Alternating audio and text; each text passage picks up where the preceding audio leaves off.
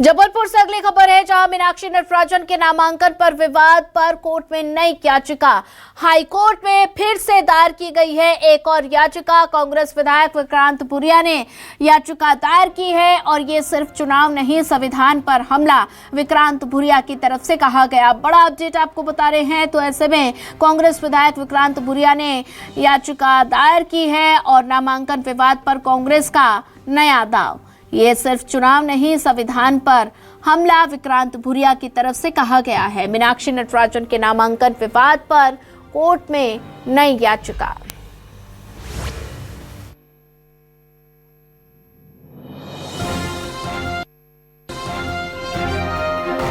राज्यसभा में जिस तरह से जो नामांकन मीनाक्षी नटराजन जी का निरस्त करा गया, वो पूरी तरह से असंवैधानिक था और 20 तारीख को मीनाक्षी नटराजन जी ने भी आकर इलेक्शन पिटीशन दायर करी है।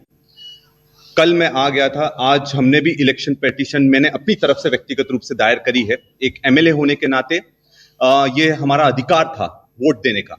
जो वोट देने का अधिकार हमसे छीना गया है, उसको लेकर आज एक इंडिपेंडेंट इलेक्शन पिटीशन मैंने जबलपुर हाईकोर्ट में दायर करी है, जो कि स्वीकार कर ली गई है।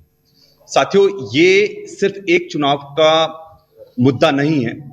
अगर इस तरह से बीजेपी चुनाव ही नहीं करवाए और नॉमिनेशन ही रद्द कर दे, तो फिर संविधान बचा कहां है। एक चुनाव प्रतिनिधि 5 साल काम करेगा, उसके बाद उसको ये लगेगा कि मुझे फिर 5 साल लड़ने के लिए नॉमिनेशन की जरूरत है, चुनाव लड़ने की जरूरत है, तैयारी करेगा और पता चला उसका नॉमिनेशन रद्द कर दिया।